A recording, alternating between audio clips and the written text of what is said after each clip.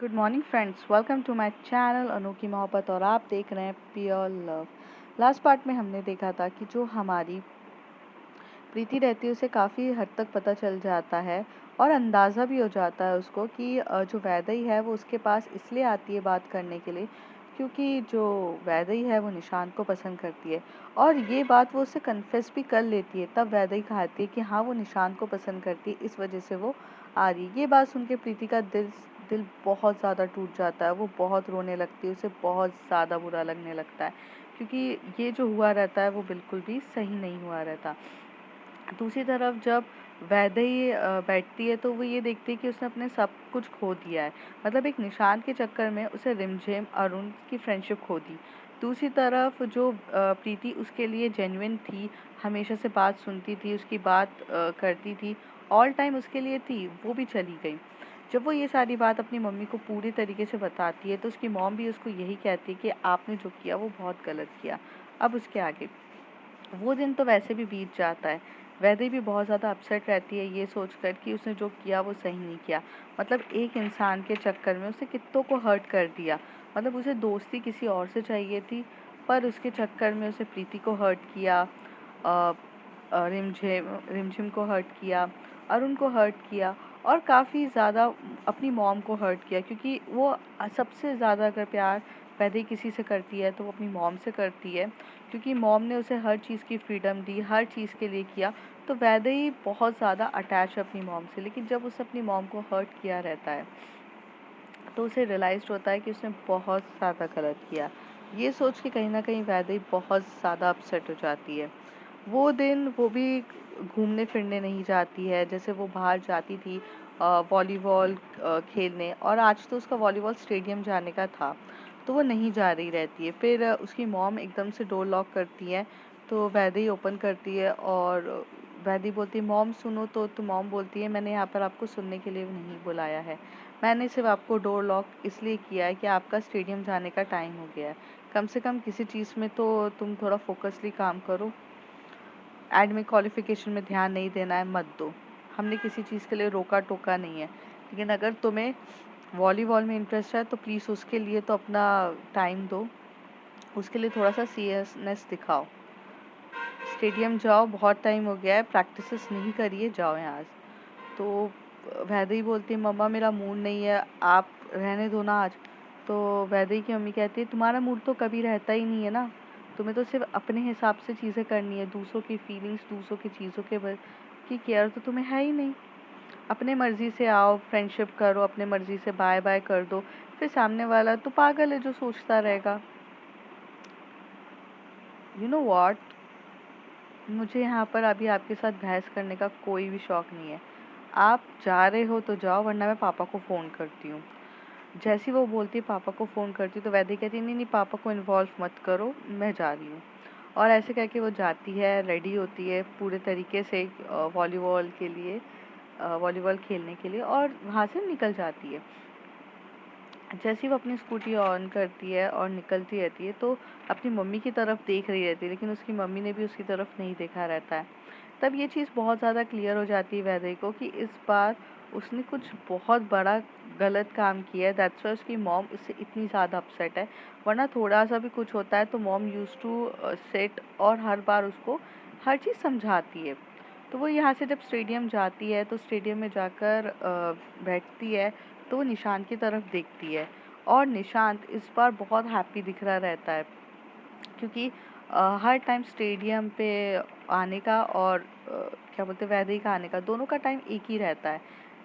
वो table tennis खेलने जाता है तो ये वॉलीबॉल खेलती है, पर जैसी वो देखती है तो बहुत ज़्यादा अपसेट हो रही रहती है कि मैंने इस बंदे के लिए सबको रुला दिया। तो निशान की तरफ जब देखा तो निशान की तरफ देखने के बाद वैदेही को बहुत अजीब सा लगा। वैदेही को सोचने लगी कि यार मैं इसके लिए इतनी क्रेजी हूँ पर ये मेरी तरफ देखता तक नहीं है, और उसके चक्कर में मैंने कितने लोगों को हर्ट कर दिया है। शायद मुझे ये हरकतें नहीं करनी चाहिए थी। पर उस दिन वैदेही निशान की तरफ देखती तो है, पर वो शायद वो जो फीलिंग्स और वो जो बहुत एक्साइटमेंट की तरफ देख रही रहती है आज उसके अंदर नहीं था। कहीं न कहीं वो डिसहार्टेड हो चुकी थी, क्योंकि एक इंसान के चक्कर में अगर उससे सब लोग दूर हो जाए, तो वो इंसान भी क्या फ़ायदा है ऐसे इंसान का। और दूसरी बात ये भी थी कि वो इंसान इसका खुद का था भी कब? मतलब निशान तो कभी वैदेही का था ही नहीं और ना दोस्त भी नहीं था। वैदेही बस एक साइड से क्रेज़ी थी। पर अब क्या कर सकते हैं, तो वैदेही जाती है अपनी और काम करना स्टार्ट कर देती है। आई मीन मतलब वो रेडी हो जाती है वॉलीबॉल प्रैक्टिस के लिए और सब कुछ करना स्टार्ट कर देती है। तो प्रैक्टिस स्टार्ट हो जाती है और यहाँ पर जो वैदेही रहती है वो अपना पूरा फ़ोकस देने की कोशिश कर रही रहती है। और वॉलीबॉल खेलते टाइम उसका बहुत बार ऐसा होता है कि जो प्रैक्टिस और परफॉर्मेंस उसके अच्छे से होनी चाहिए थी, वो नहीं हो रही रहती है। बहुत ज़्यादा फ्लॉज़ होते हैं। वहाँ के जो कोच रहते हैं, वो बहुत अच्छा मानते हैं वैदेही को और वो काफ़ी ज़्यादा अच्छे से ट्रेन करते। पर इस बार वो अच्छे से काम ही नहीं, मतलब अच्छे से करती ही नहीं है। तो कोच भी बहुत गुस्सा होने लगते, बहुत ज़्यादा गुस्सा कर रहे रहते वैदेही पे। और वैदेही इस बार मतलब बहुत ज़्यादा डिसहार्टेड हो जाती है। तो वो बोलती है कि मुझसे नहीं बन रहा है, मुझे जाना है। और ऐसे करके आधे में ही अपना मैच छोड़ के, प्रैक्टिस छोड़ के वहाँ से चली जाती है। जो कोच रहते हैं वो वैदेही को बहुत अच्छे से जानते थे, उसकी फैमिली के साथ क्लोज़ थे। तो वो उनकी मम्मी को फ़ोन करके बोलते थे कि वैदेही का इस बार बिहेवियर बहुत बेकार था और उसने प्रैक्टिस भी नहीं करी और वो वहाँ से चली गई है। वैदेही की मम्मी को ये बात जब पता चलती है तो उन्हें गुस्सा भी आता है और कहीं न कहीं उनको बुरा भी लगता है कि उन्होंने अगर ढंग से बात करी होती, उसको समझाया होता, तो आज ये काम वो नहीं करती, क्योंकि बच्चों की जो एज होती है वो बहुत नाज़ुक होती है। वो कब क्या कर ले नहीं पता रहता, इसलिए उन्हें समझाना बहुत प्यार से पड़ता है। तो ये चीज़ उसकी मम्मी को पता चल गई थी, लेकिन तब तक तो देरी हो गई थी ना, वैदेही चली जाती है। वैदेही अब के पास फ़ोन नहीं रहता उस समय, क्योंकि वो लेकर नहीं जाती है।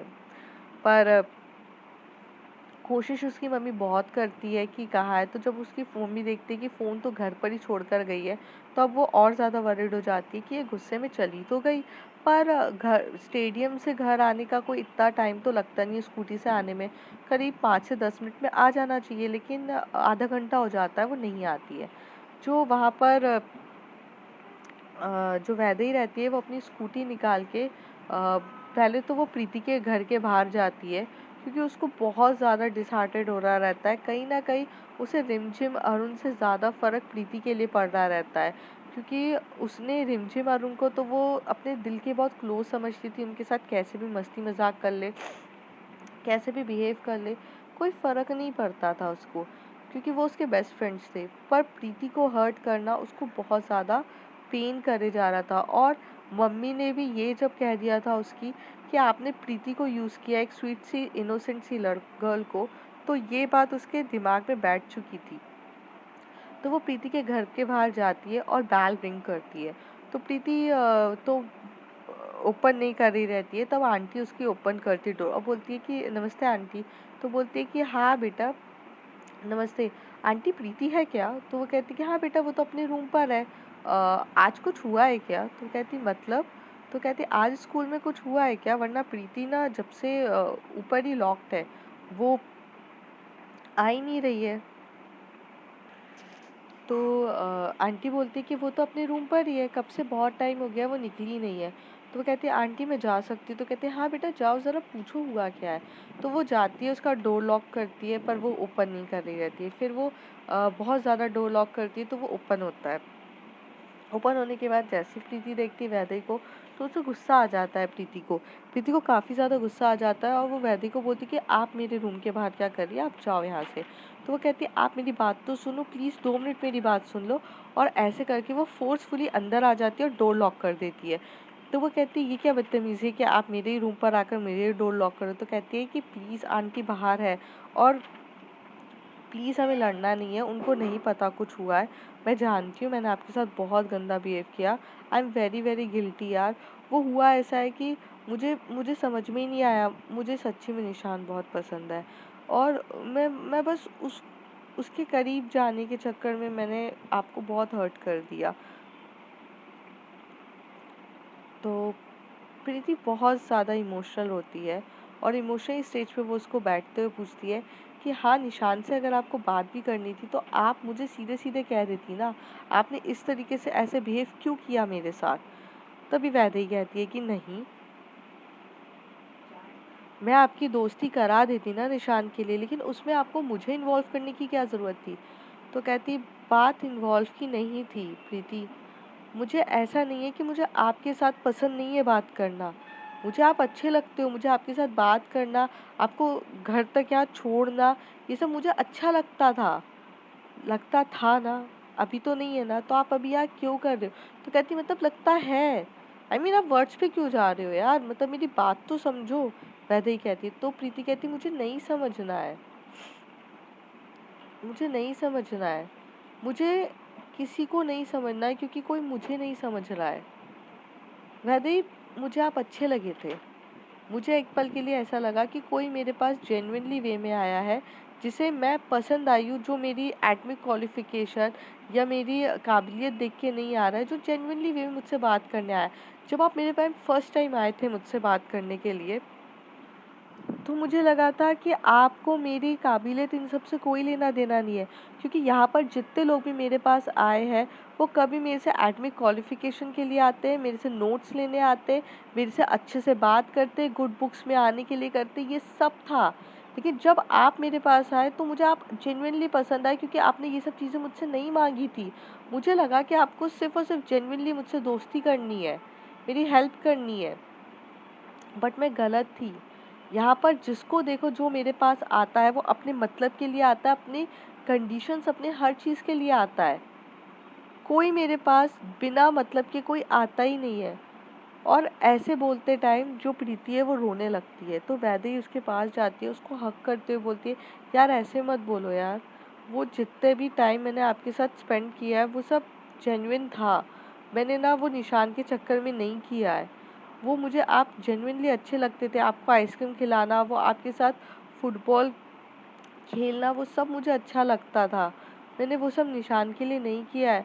हाँ, मैं थोड़ी-सी पागल हूँ निशान के लिए, वो मुझे अच्छा लगता है, पर इसका मतलब ये नहीं है कि मैं आपको हर्ट करूँगी उसके लिए। मैं जेनुइनली बहुत ज़्यादा गिल्टी फ़ील कर रही हूँ, आप नहीं समझ रहे हो। मैं कहीं फ़ोकस नहीं कर पा रही हूँ, मैंने आपको हर्ट कर दिया। आपको पता है, मेरी मॉम ने मुझे आज तक कभी डाँटा नहीं है। कभी मुझे कोई चीज़ नहीं कही, उन्होंने मुझे हमेशा से समझाया। आज वो पहली बार मुझसे इतना ज़्यादा गुस्सा, इतने ज़्यादा रूठ गई हैं कि वो मुझसे बात तक नहीं कर रही। उन्होंने ये कहा कि मैंने प्रीति के साथ बहुत गलत किया है। प्रीति, मैं सच बोलूँ, मैं हर चीज़ हैंडल कर सकती हूँ, बट मैं मेरी मॉम को ना दूर होते हुए नहीं देख सकती। मेरी सिर्फ़ एक ही, मेरी ज़िंदगी में मेरी मॉम ही मेरा सब कुछ है। आप ऐसा मत समझो यार, मैं बहुत गिल्टी फ़ील कर रही हूँ।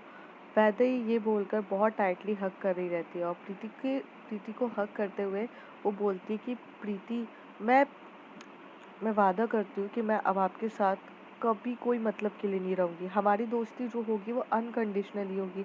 मैं कोई कंडीशन या कोई मतलब के साथ नहीं होंगी। एक बार मुझे चांस दे के देखो।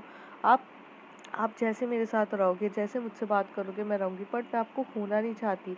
इन दिनों मैं आपके साथ बहुत हैप्पी रही हूँ, मतलब मुझे अच्छा लगा आपके साथ रहना।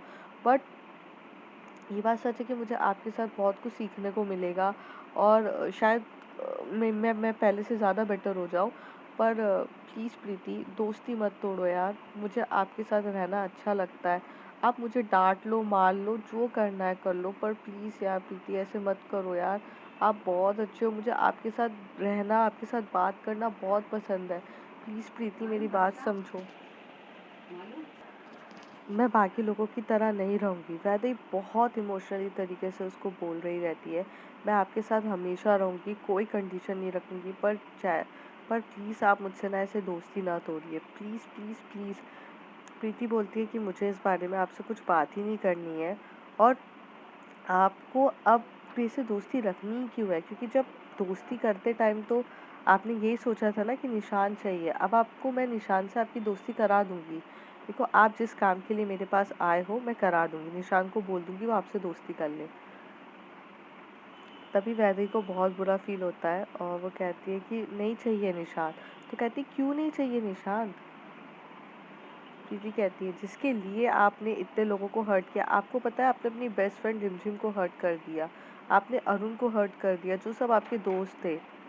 निशांत मेरा दोस्त है, बहुत क्लोज़ फ्रेंड है मेरा।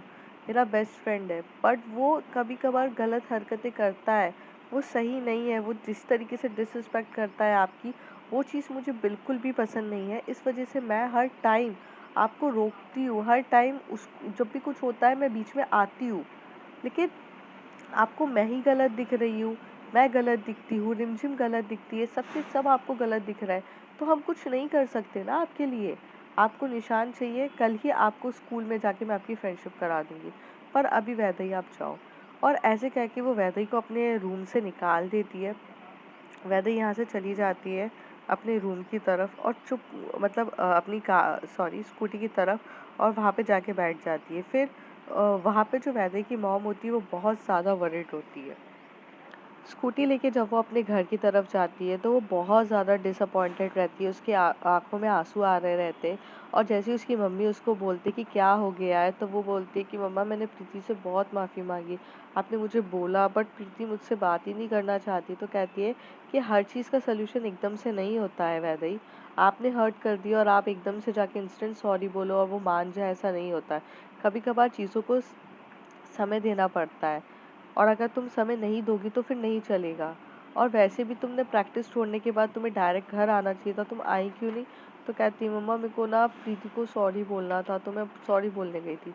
तो कहती कल स्कूल में भी तो सॉरी कह सकती थी ना। तो कहती कहने को तो मैं कह सकती थी, पर जिस तरीके से मैं आज पूरे दिन मेरा ध्यान नहीं लग रहा था,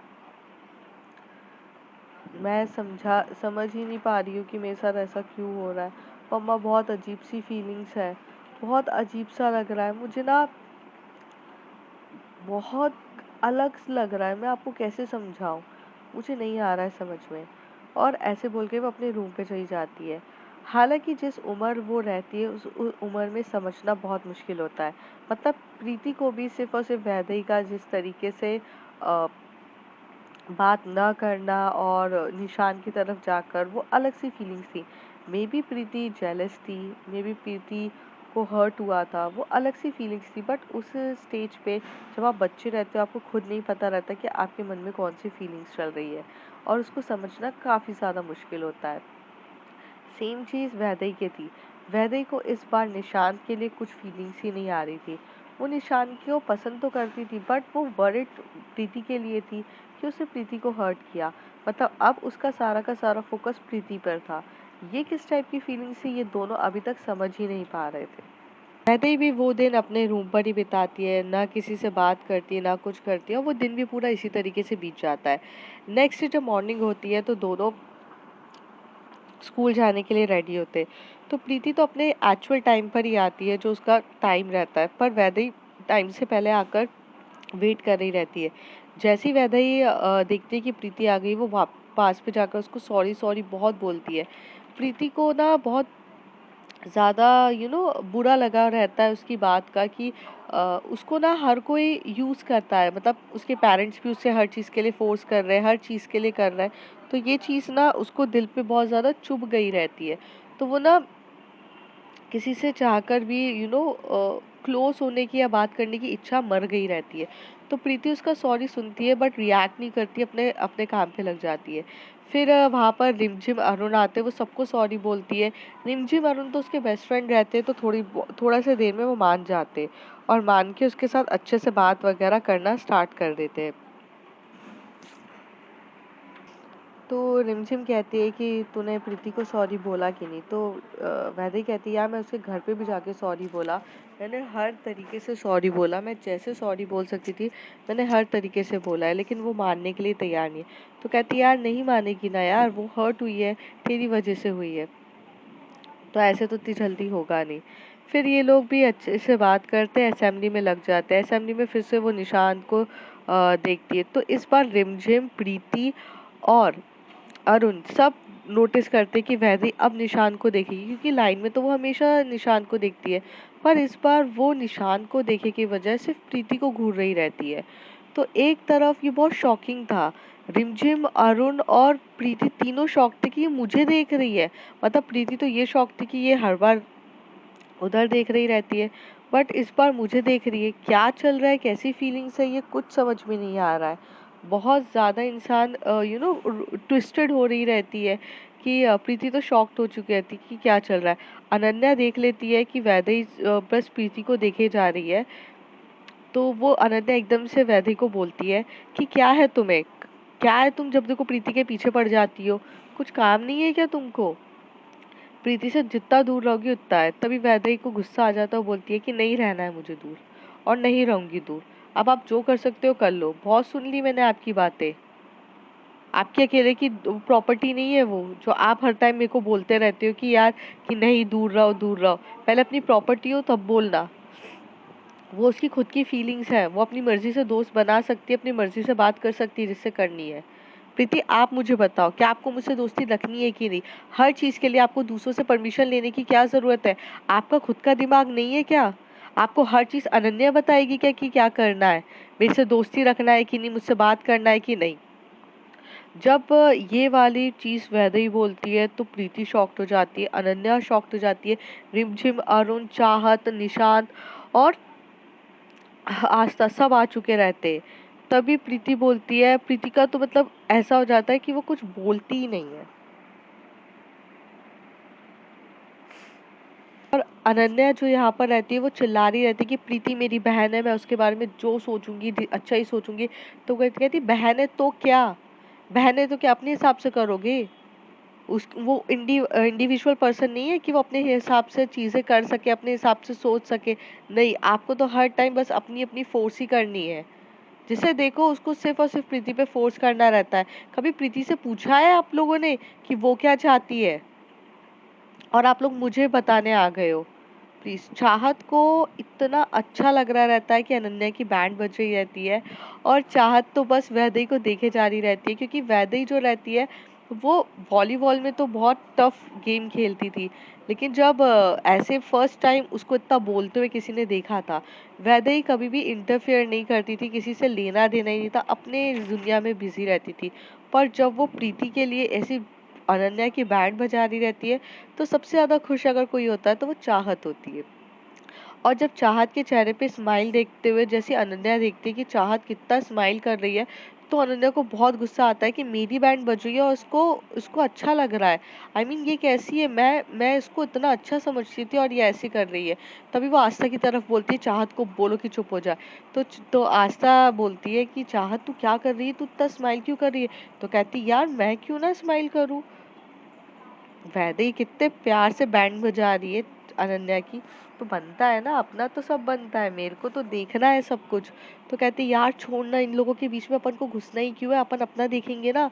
ऐसे कह के जो आस्था रहती है वो चाहत को खींचकर वहां से लेके चली जाती है। जो रिमझिम रहती है वो चाहत को बोलती है, सॉरी, वैदेही को बोलती है शांत हो जा यार, शांत हो जा।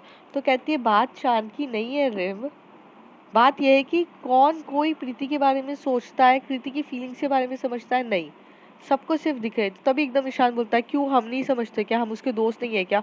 तभी वैदेही फर्स्ट टाइम निशान की तरफ देख के बोलती है तुम तो रहने ही दो, दुनिया के सबसे सेल्फिश इंसान हो, तुम्हें सिर्फ अपने अलावा और किसी की दिखती भी है? जब देखो अपना ही अपना दिखते है, तो सेल्फ सेंटर्ड पर्सन हो, कभी तुमने अपने अलावा किसी और के बारे में सोचा भी है? समझने की कोशिश नहीं करी है, कुछ जानने की कोशिश नहीं करी है।